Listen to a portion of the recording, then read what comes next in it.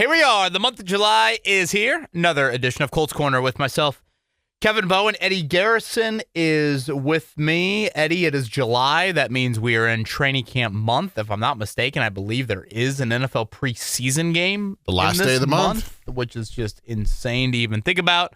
And I guess maybe not that crazy when I consider the Colts play on, August 7th, I believe, is their preseason opener. Today's pod, we'll focus on the Indispensable Colts, annual series we do every July.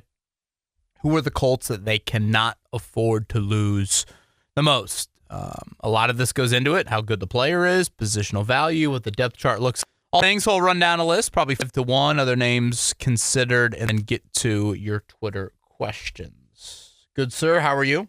Good, sir. That's where you're going with today? Good, sir. Yeah. I think I'm a big sir guy. Really? Yeah, just kind of everybody. Did your mother teach you that? Colleen Bowen? I don't know. That is a good question. Are you say the owner by the Mr. name, like Mr. Ursay, Mrs. whoever? Not typically. I usually dress them as sir or ma'am or madam. Yeah, neither am I. I probably just go with the first name. I mean, are they a doctor? Like, I don't, just because they're rich, we say Mr. That's a good point on them. Isn't that kind of what it is? I don't know. I've always found that to be a little odd. But do you have any 4th of July plans? Outside of watching the GOAT compete, no. Joey Chestnut? Greatest athlete of our generation, bar none. Just incredible how exceptional he is, how much better he is than everybody else in his sport. Buddy of mine ran into him at the Great Broad Ripple Tavern a few weeks back and said that light lunch, burger, salad for him. Joseph explained to my buddy that training would begin on Tuesday. So cannot wait to watch him compete because he truly is an artist. He truly is an elite athlete, and we're lucky that he calls our great state home. I know we're going to talk about your most indispensable Colts today, but you are doing a series right now that you do every year as well, a scout's take on some of the draft picks for the Colts, so they can find that on 1075thefan.com. Who's up next and who's been released so far? Yeah, we did the first 4 rounds this week, so those first 4 picks. Next week we'll do the rest of the draft class. But I always feel like that week of the draft, Eddie, it's content overload. So I always like to save the scouts take stuff. I'm always like, man, it's great info from the real boots on the ground people, but I think it kind of gets lost in the shuffle, and I think it makes for great summer content. So again, that'll be up on the website, and like you said, then we'll get into kind of our indispensable Colts, most approved, position battles, all of that, and we are less than 3 weeks away from report day at training camp. Not too often, KB, do we get to talk about things that you haven't put out on social yet, but this is the case with your most indispensable Colts list. So those of you listening to us on podcast, thank you, and congratulations. You get the inside scoop. Look at this, the exclusive. Yeah, that's right. The 5 most indispensable Colts. We'll start at number 5, KB. Who do you got? I'm going to go with a player that plays arguably maybe the least valuable position on a team, and I'm going to go with Jonathan Taylor. Oh, I thought you were going to say Luke Rhodes. Well, I should say one of the starting 22. I thought Taylor had a really promising season last season. Mm-hmm. I thought he looked like his normal self. I thought he was an elite first and second down runner. And if you are expecting inconsistent quarterback play, it would serve you quite well to have a lead back that can be very productive. And I think Taylor is still in his prime. So, I don't think he's always been on this list, but I thought he merited it. Again, a lot to do with what is around him at quarterback is why I felt like he was worthy of it. And remember, coming off the whole contract stuff and, the ankle lingering a little bit, and there was just some inconsistencies, I thought, with his production in 2023. And so I was interested where he would be. I believe last year, he was top 3 or 4 in yards per game. He was also just behind Saquon Barkley for most carries in the league, carries per game. I think those two were the only 2 in the 20s. I believe both of them were right around 21, 22. That's a big number in today's NFL, and Taylor obviously carries that workload. So I will go with Jonathan Taylor at number 5 on the list. Shockingly, KB, he did not make mine. Ooh. I just think the investments of DJ Giddens and Khalil Herbert are much better than they were a season ago in terms of the backup running back position between Trey Sermon and Tyler Goodson. So I think I understand where you're coming from in the JT part of things, but This is me also assuming that it's Daniel Jones serving as the starter for most of the games compared to Anthony Richardson, where Daniel Jones has at least proven in some way, shape, or form that he can throw the football and defense have to respect his arm, whereas Richardson, they don't, and they haven't. Yeah, I mean, respect the arm, the level of that, I don't know. Richardson, I think, has the ability to at least keep a couple safeties back. I don't see Daniel Jones doing that from day one. That's also true. Lighter boxes, I think you could have there. Accounting for Richardson as a runner, I think is something that is also a dynamic element, but that's the beauty of this list. So Jonathan Taylor for me at 5 and not for you. I had, if you're curious at all, I had Bernard Ryman at number 5 for me. Just because of the consistency that he plays with every single game. You never really hear from him, which is really, really good for a left tackle. He may make a penalty or two there, but oftentimes you're not seeing him getting, tortured or obliterated. And right now, the backup would be Blake Freeland? Yeah, Ryman's going to be on my list, and he will be much higher on my list. Okay. Who's number 4 for you? 4, I'm going to go with arguably the best Colt player, and that would be DeForest Buckner. I think he's still playing at a high enough level that he merits appearing on this list, even though internally the Colts are very high on a guy like Neville Gallimore and feels like their depth at defensive tackle is a little bit better. The thing that just makes Buckner unique is the 3-down presence and the durability. I mean, those have been two just consistent aspects to his game. So I've got DeForest Buckner. That pass rush element is really key. The interior pocket, the ability to impact things from that spot of it and kind of change the spot, if you will, of the opposing quarterback, I think is really key. So DeForest Buckner, 4 for me. He is further up on my list than you. Number 4, and this may shock you when you hear my entire list at the end of it, KB, in terms of most indispensable Colts. But this is a group in terms of that we were talking about in the offseason in terms of depth. So I go with Quentin Nelson as number 4 for me.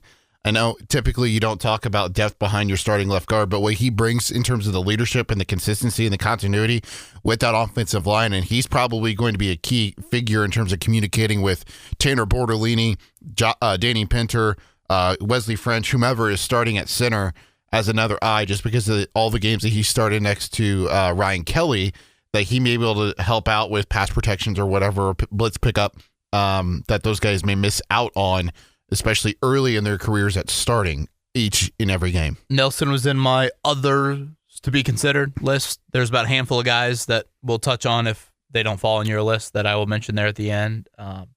Again, I think guard depth, you got a little bit more there than maybe you do at tackle.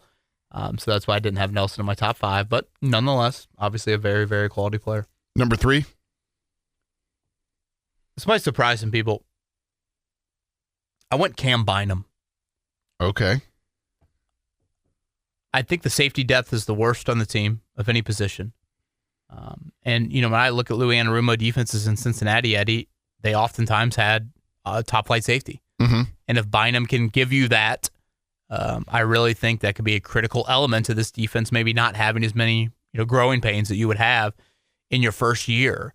So, again, the indispensable layer to me comes from, are you good? Do you play a position that's important? And what's the depth look like there? Right now, if you were talking about backup safeties, you're talking what? Rodney Thomas, Daniel Scott, never played a snap in the NFL, never had a training camp snap, right?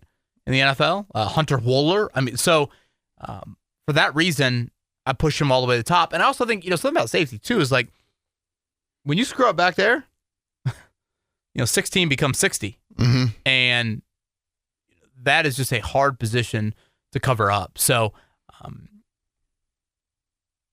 I could have gone probably a lot of different ways here. The first 2 I really felt good about. 3 is where I had a little bit more of indecision here, but I'm going to go with the free agent safety from the Vikings. This is where I went with DeForest Buckner at number 3. So like all the reasons you mentioned, I'm not going to expound any more on that. Number 2. 2, I went with a player that also lacks depth at his position. I don't consider necessarily the positional value to be immense. And I don't think the Colts do either. But when you think about the mental responsibility on this player and how key it is to get everybody on the same page, and again, the lack of what you have behind him, I thought he was worthy of it. I believe it's the first time I've ever put him in the top 5 on this list, and that would be Zaire Franklin. I just think the quarterback of your defense, when you're implementing a new scheme that has more variance to what you had, is really, really vital. So to me, I thought Franklin was worthy of 2. Now, there were times back in the Darius Leonard era where I had him on this list, and it was strictly because of the elite playmaking, the elite ball hawking, takeaways, et cetera, et cetera. Zaire doesn't have that, but again, he's durable. He is your lead communicator, and if you look at the names behind him, they really, really lack in the experience area. So I was surprised when I started pondering this list that Frank, initially, when I thought about this, a couple weeks back, I was like, okay, I wonder how the list is going to shake out, because there's always kind of a surprise or two to me. This is that one. And again, there's other factors, Anarumo's arrival, the depth chart contributing to it, but I'm going to go Zaire Franklin at numero dos. Okay, I went off the wall for number 2. You may be shocked. I went Leatu Latu. Wasn't even in my others to consider, but would by you all like means, to hear why? All you. So if you look at this depth chart in terms of the edge rushers, who's out there that had consistent edge pass rush pressure on the quarterback, and who has the ability to get home? Are you relying on, Samson Ebukam, who's coming off the torn Achilles? Are you relying on an unproven JT Tuimoloau to get to the quarterback and definitely Kwity Paye get to pressure? Even with Kwity, he's still inconsistent in terms of getting to the quarterback. So to me, Leatu Latu is pretty indispensable in my eyes, just because if you're the offensive coordinator for the Raiders and you're prepping for your game against the Indianapolis Colts and you're worried about your edge rush or one of your tackles getting beat, you're probably looking at Leatu Latu, and you're probably looking at chipping him, doubling him. So you think Latu is that much on a different tier than Paye, Tyquan Lewis? In terms of the ability to get to the quarterback, absolutely. Yeah. I just didn't see it to that deserving of a level in year one. That's fair. That's also fair. I would probably put Latu very high on the most approved list. Yeah. Because the thing about Latu when he exited college, Eddie, you and I talked about this.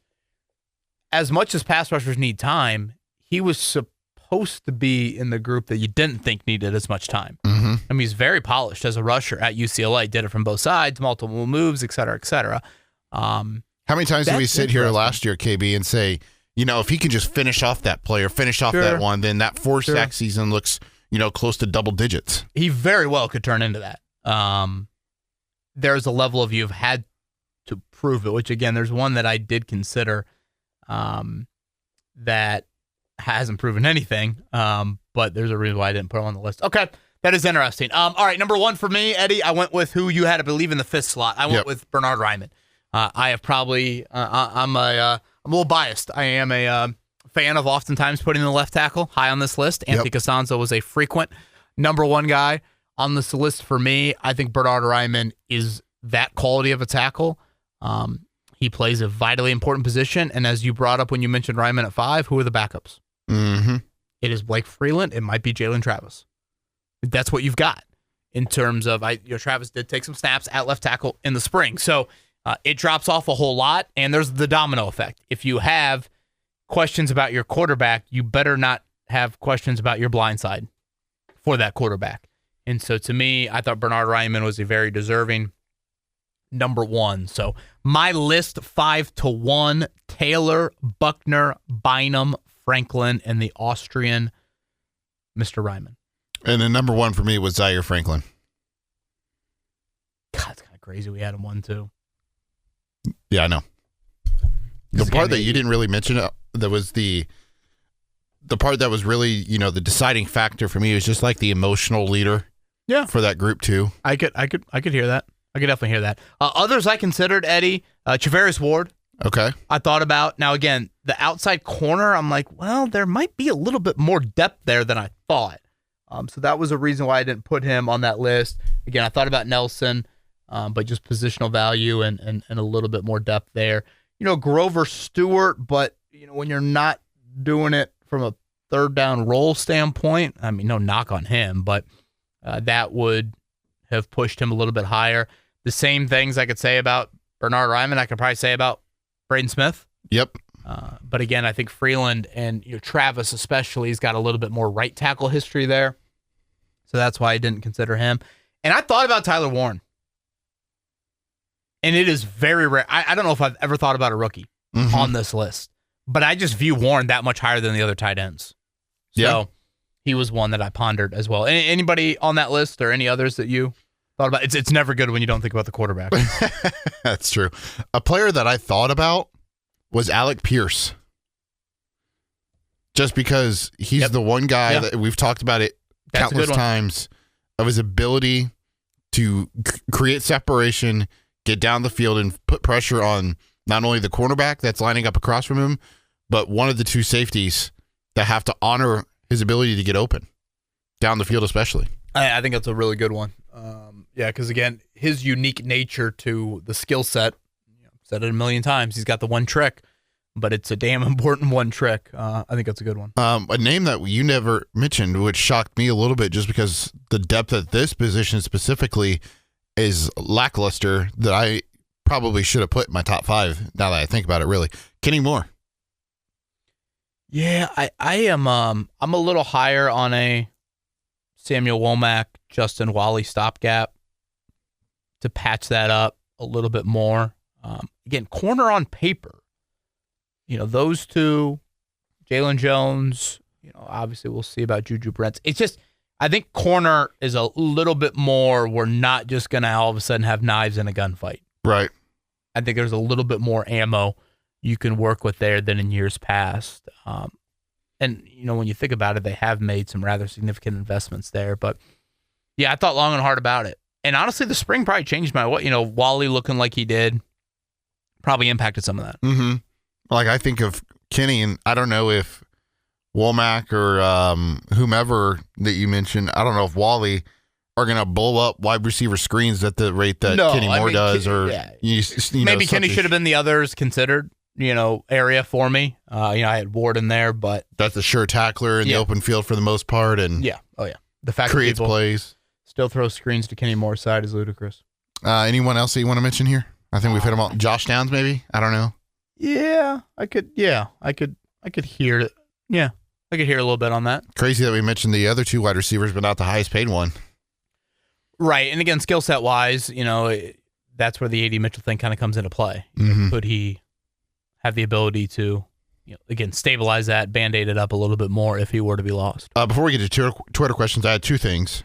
One, I was debating, I think it was either Jake. It was Jake Query on our show last week. Is this the most skilled wide receiver and cornerback grouping in terms of position battles going into camp that we've had in, I don't even know, since Andrew Luck, pretty much? You could probably say it's the most optimistic wideout cornerback room in the Ballard era. Yeah, that's fair. And I mean, think about the investments. 3 second-round picks and a third-rounder in the wideout room. Defensively, Ward, the highest paid free agent, and I think Colts history. I don't know. Maybe there's somebody that I'm totally missing about. Obviously, you drafted Wally in round 3. Kenny's making a ton of money. Second-round pick in Juju. Jalen Jones has obviously outperformed his 7th-round ranking. So, yeah, I mean, there is I think that's a really good point. Yep, you could say that. At the perimeter, it's probably the most optimistic you've been. And then number 2, last week on the pod, you mentioned something about an Alec Pierce trade for a 2nd-round pick. Now, was that you just speculating, or was that something that you had heard rumblings on? Yeah, definitely rumblings on, the Colts potentially being offered a 2nd-round pick for Alec Pierce. Where that pick was in the 2nd round, don't know. That obviously would impact some things. 33 is different than 60. Right. But, yes, that is something that I think came across the Colts' desk this offseason. Because we had one of your co-hosts on our show on Querying Company, and James Boyd from The Athletic and with the Fan Morning Show, and he said that he would not be surprised if Alec Pierce was not on the Colts next season just because they theoretically drafted A.D. Mitchell to be his replacement, and doesn't know yet if Chris Ballard or whomever the GM is going to pay Alec Pierce the money that he's going to desire and warrant. Yeah, I think we have a contract extension question here and Twitter question, so let's get to that and we can kind of branch off into Pierce with that. 4 Twitter questions to get to, starting with Irwin. Hypothetically, Daniel Jones starts this season as quarterback 1 and balls out. Colts go 3-1 or 4-2 through the first 6 games. Does Anthony Richardson find himself on the trade block? Thanks again for such great work. with the podcast. Your biggest fan from down under. Erwin from Australia. Thank you, sir, for that. We greatly appreciate all of your listenership. And for our fans here in the States, safe travels on this July 4th weekend. Hopefully, this podcast helps you through a commute or two. Have we ever figured out if there's any relation to Steve there?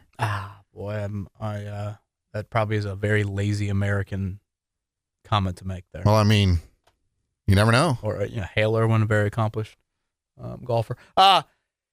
Yeah,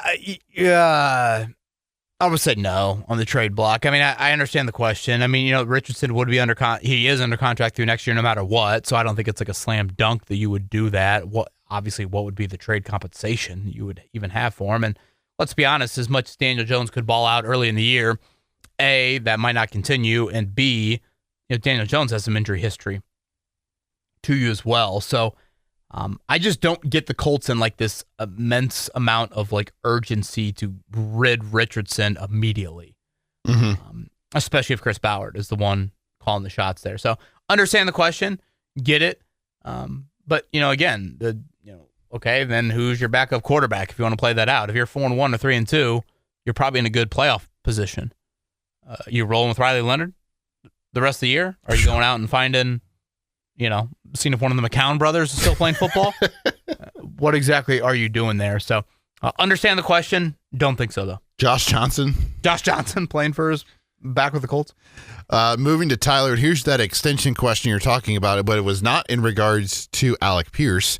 Have you heard anything on a contract extension for Bernhard Raimann? If not, what do you think the likelihood of getting that done this year is? Hope all is well with you and the family, and hope your golf game is treating you good so far this year. KB, how was the golf game in Oregon last week? It was an unbelievable experience, trip of a lifetime, lived up to the hype, could not endorse that anymore. Just awesome. Definitely a mixed bag for the old golf game. One round in particular, I was just a sourpuss the whole round. It was pathetic of me. Just moping, whining. Okay. Just looked like Rosie when I told her she can't watch more of Shrek. Shrek? Shrek. Great movie. Great soundtrack. One or two? The first one or the second? We've dabbled in both. Okay. But I'm probably a little biased towards one there. Okay, yeah, I agree with you. I would say Ryman is the one that seems like a no-brainer. Now, there is part of me, and I think I said this on the pod, Eddie, that's like, if you were the Irsay family, would you have a rule saying, hey, no extensions? Like, do you want Ballard's blueprint still to be implemented? Now, again, Ryman seems a little GM, no matter who the GM's. Of course, you would love to have Bernhard Ryman as your left tackle. And this is where Pierce comes into play. Now, if you're Pierce, Eddie, I don't think I sign it. I think I bet on myself. I'm telling NFL teams, guys, look at the home run ability I showed with these quarterbacks. Can you imagine if you took more shots down the field with me? So, yeah, Pierce is the one that I think he will, and I think the Colts feel he will garner a big-time payday. Now, again, these are not skill set-like players, but dollars and cents in business, hell, we're seeing with the Indiana Pacers right now. Business is business. You can't just pay all these guys. So is there any part of, hey, if we feel like A.D. Mitchell takes a big step in year 2, would you let Pierce walk and think that Mitchell could ascend into, more of a bigger role? Again, not as the home run guy, but that would be something that I think you would have to think about and explore there. So, Pierce's second contract, what that looks like, I think is a very, very debatable thing. What would a second contract look like in your mind, for Pierce and Ryman? Got to be north of 20 for Pierce. What's the going rate for a quality left tackle? Hell, it's probably in the same boat, right? What did Fries just get with Minnesota? 14? But he's not a tackle, is he? I know. I'm just trying to think back to. So it's got to be what, upper teens, early 20s? I would think that. Ryman hasn't been like untouchable from an injury standpoint, but he's been, pretty durable to you. Now, Ryman is getting up there a little bit in age. He was an older rookie. I don't know if that would impact anything. I want to say Ryman was a 25-year-old drafted rookie. So Garrett Bowles in Denver is 20 and a half. Jordan Mailata with the Eagles is 22. Then Jake Matthews with the Falcons, 22 and a half. Andrew Thomas with the Giants, 23 and a half. Laramie Tunsil, 25. Christian Darrisaw with the Vikings, 26. And then Trent Williams with San Francisco, 27.5. There you go. And then you've got a whole handful of at 20. Some of them are just like, 20 grand more than the other, just playing, that type of game. There you go. Yeah. So that checks out. I mean, both of those are going to be due a whole lot of cash. That rounds out Twitter questions for the most part. Oh, sorry. 2 more. Premature of me. Bryson, fun question regarding Andrew Luck. Do you think he would ever become the Colts general manager? Sometimes you just forget about the summer questions. Oh, yeah, I know. Just outrageous. He loves Stanford, right? Apparently, Zach Kiefer's coming out with a new article. Yes. Yeah, I know Zach was out there a few weeks, maybe. And he said Luck went on the record with some things that he hadn't shared before, so I'm fascinated to see what the former Colts quarterback has to say. I would agree. Zach always has had a great relationship with Andrew. His wife went there, Nicole. Yeah. Again, they have a strong affinity for Palo Alto and that campus and that university, et cetera, et cetera. I don't know. College GM just seems a little different than an NFL GM. And I think Luck Very loves true. the fascination of all of it. And maybe he would, from an NFL standpoint. But, and I think we all have this a little bit, even for people that didn't play at their colleges. I think you always have a strong love for your school and the tradition and the, pageantry, if you will, that kind of goes with it. So I would be surprised by this. Honestly, I think the GM college role kind of suits him well. And then the final question is from Dylan. What's the worst loss in franchise history? Dylan thinks it was the loss against the Jags in 2021. Well, here's a pleasant way to end our July 4th pod. I know, right? Man, boy, that was such a bad loss, wasn't it? I think there have been some others that have topped that, though. Really? The Minnesota game? Well, again, how do you define the worst loss? Do you define it in score? Do you define it in blown lead? Do you define it with ramifications on the line? Dylan's going with the last one there with that Jags loss. Yeah. What was on the line? I think a sneaky game that's forgotten was the week prior. The Raiders. Raiders in your own building. Yeah, you had the Hunter Renfrow That was drive. me doing the shrimp eating contest before the game. That probably set a bad tone for that. Because when you think about that, Eddie, you had the Jonathan Taylor big run against the Patriots. Mm-hmm. You won the great game in Arizona on Christmas Eve. Yeah, with Desmond Patman, having the touchdown to win it, right? Right. Huge play by Wentz on a third down to find him. And then you get the Raiders in your own building. And if I'm not mistaken, was that an interim coach Raiders team? Was that Rich Bisaccia year when they made the playoffs? Yeah. So, again, I guess they weren't horrific. They certainly weren't as bad as what Jacksonville was. But those 2 losses, man. I mean, that's where it really all unraveled, I think. The end of that 21 season. And, of course, the whole COVID stuff played a huge role in that and all that drama there. But, yeah, I mean, ranking losses, it's kind of the same way with, ranking wins, Is it beating your rival? Is it a huge upset? Is it the grand stage? I think you could probably go a lot of different ways, but certainly in recent memory, Dylan must have I don't know why Dylan would even think about this question, but nonetheless, you're going to ask it. We're going to try and answer it. I will go with, yes, I will agree with Dylan. 2021 Jags. That Minnesota second half. Yeah. And then you've got that Dallas game where it was just bludgeoning. The fourth quarter, wasn't it? Yeah. All right, Eddie Garrison. What year am I thinking of? It was Andrew Luck. It was one of the Andrew Luck seasons. Oh, the Jags when they lost to Cody Kessler? Yeah, it was the 6-3. 2018, I believe. 6-3 is that game? Yeah, they had 5 drives inside the red zone and only scored 3 points. And then, wasn't there a similar game like that with Phillip Rivers? Well, you lost the opener, I believe, with Rivers, right? Was that Urban Meyer's only win? Yes. I think that's what it was. But again, September games, I don't know. It's just hard for me to put that. Every game matters, KB. It sets the tone for the start of the year. Touche. He is Eddie Garrison. I'm Kevin Bowen. Safe travels on this July 4th weekend. Everybody have a great, great time with family and friends. Be safe, and we'll talk to you later in the month of July.